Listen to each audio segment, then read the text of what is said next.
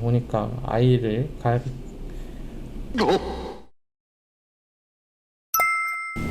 네, 청취자 여러분 안녕하세요. 오늘의 민둘라디오를 진행하게 된 일일 DJ 이재성, 이지연입니다. 오늘 시작에 앞서 저희가 먼저 지역 주민분들께 이웃에 대한 사연을 미리 받아보았습니다. 그 사연들을 하나씩 소개해드리면서 이야기 나눠보도록 하겠습니다. 첫 번째 사연 읽어주세요. 네, 최근에 이웃과 대화한 적 있으신가요? 라는 질문에 직접적으로 대화한 적은 없어요. 그냥 아주 가끔 인사만? 이라고 대답해 주셨습니다. 두 번째로 이웃에게 고마웠던 경험이 있나요? 라는 질문에는 한겨울에 수도 계량기가 얼었었는데 빠르게 녹일 수 있는 히터를 빌려주셔서 큰 도움을 받았다고 합니다. 그러면서 여러분에게 이웃이란 질문에는 가깝지만 먼 그대, 마음처럼 쉽지만은 않아요 라는 대답을 주셨습니다.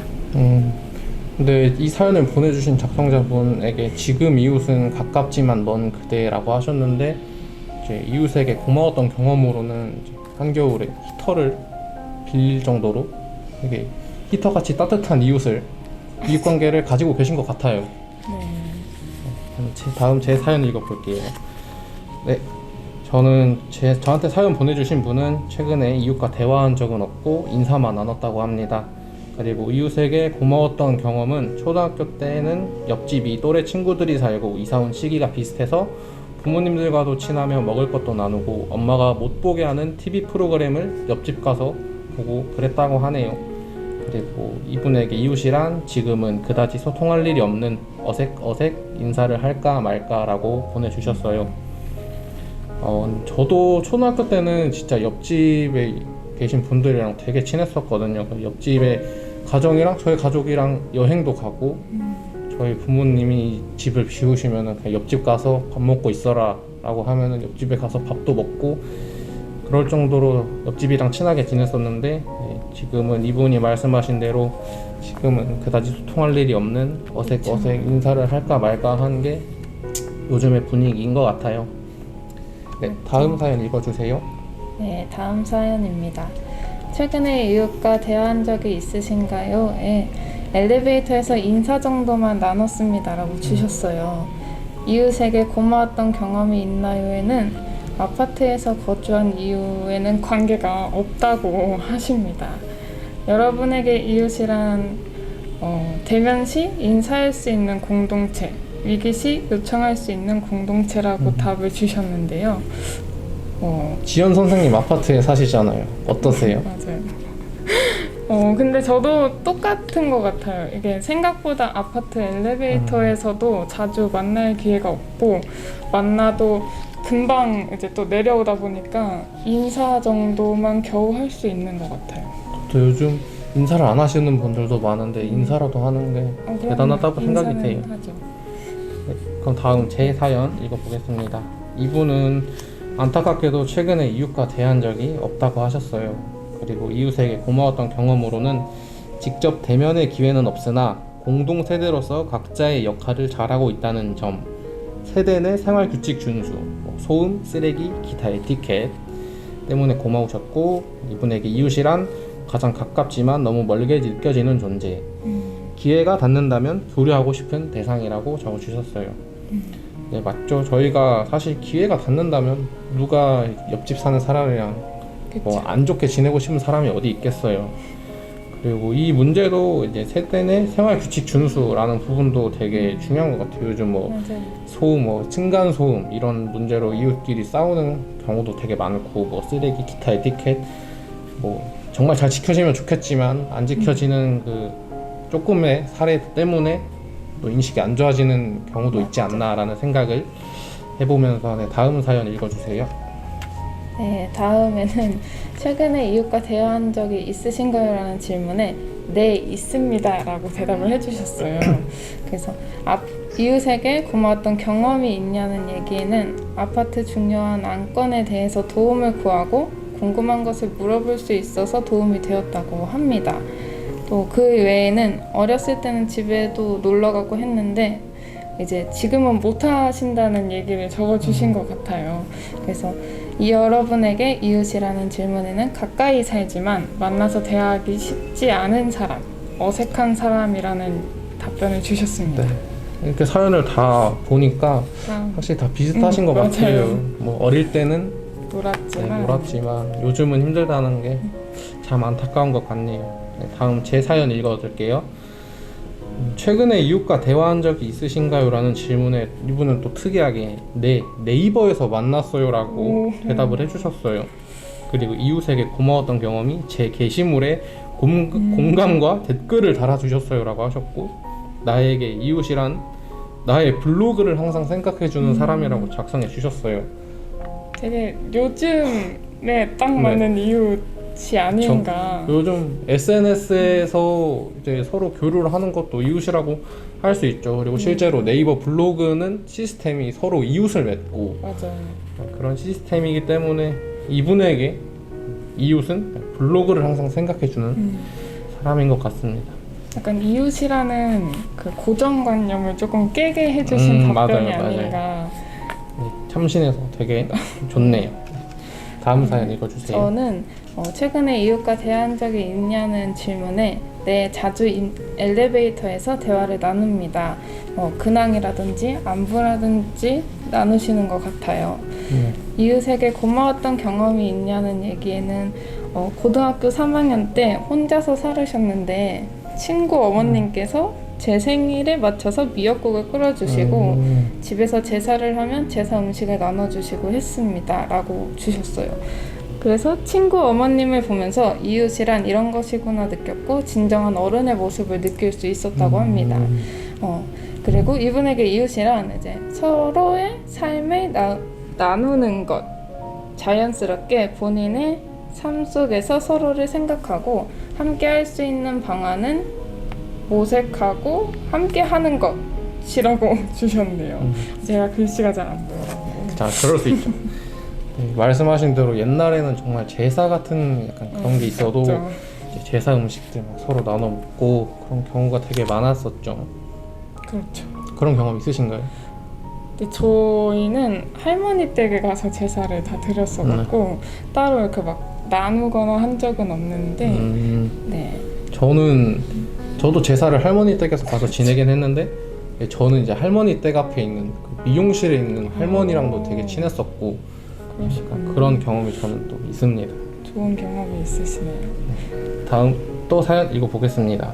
안타깝게도 이분은 최근에 이웃과 대화한 적이 없고 이웃에게 고마웠던 경험도 없다고 해주셨어요. 그럴 수 있죠.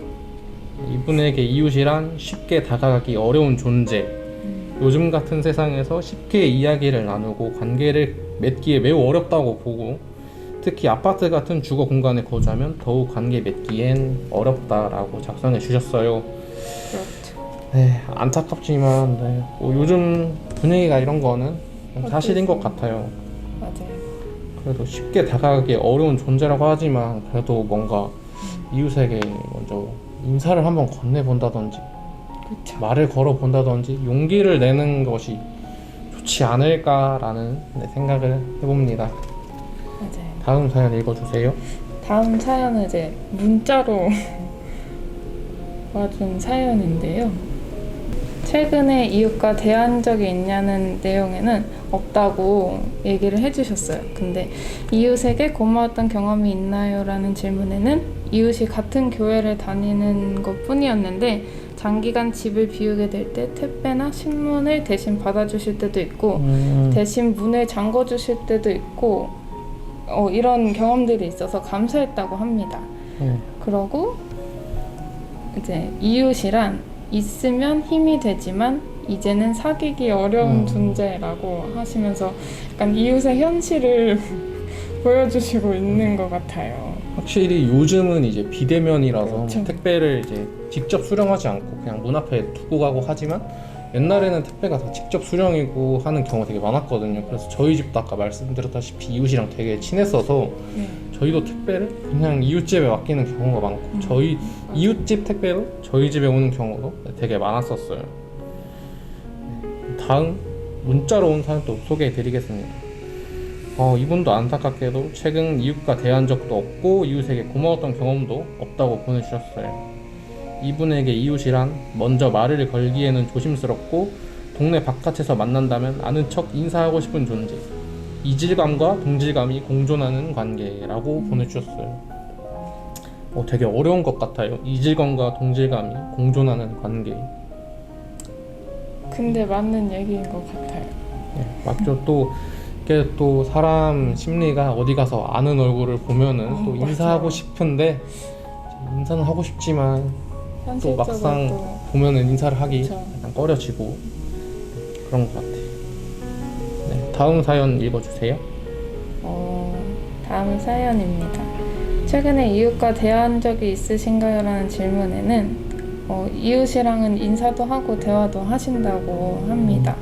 그러면서 고마웠던 경험에 아이들이 계신 것 같은데 아이들이 오갈 때 잘 챙겨주시고 태어날 때 100일 돌마다 선물에 지나가다가 먹을 것도 주시고 인사 잘난다고 용돈도 주시고 텃밭에서 먹을 것도 따다 주신다고 합니다.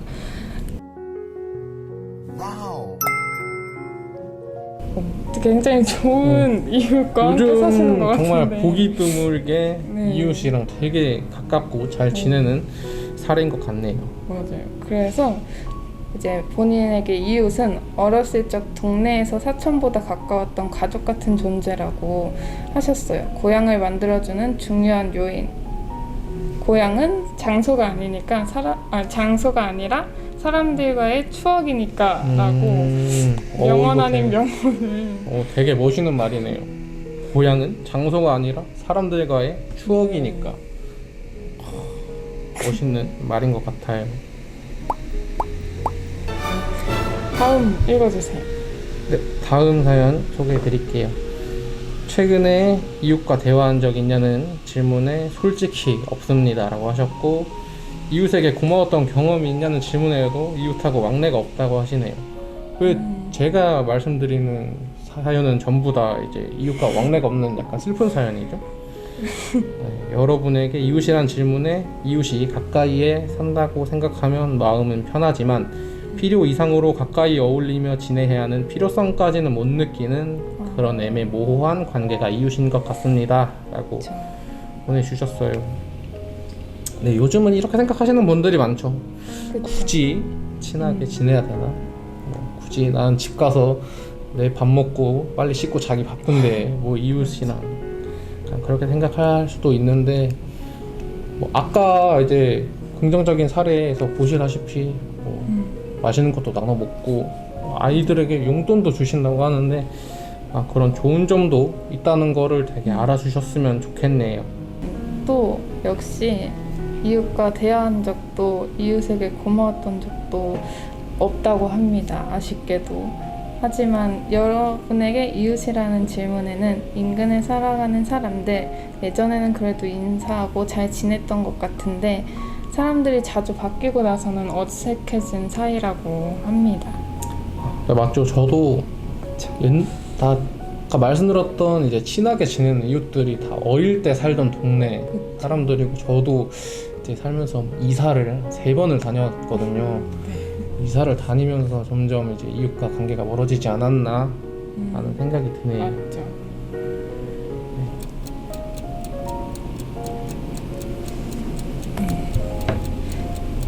네, 다음 사연 읽어드릴게요.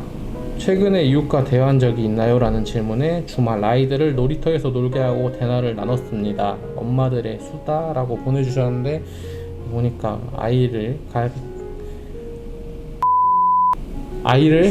아이와 함께하고 계신 어머니인 것 같아요. 맞아요. 이웃에게 고마웠던 경험이 있나요? 라는 질문에 큰아들이 학교 화장실에서 큰일을 잘못 봐서 옷이 젖은 상태였는데 일을 하고 있어 갈 수 없는 상황에서 동네 이웃분이 아이에게 옷을 가져다 줘서 감사했던 경험이 있습니다 라고 보내주셨어요.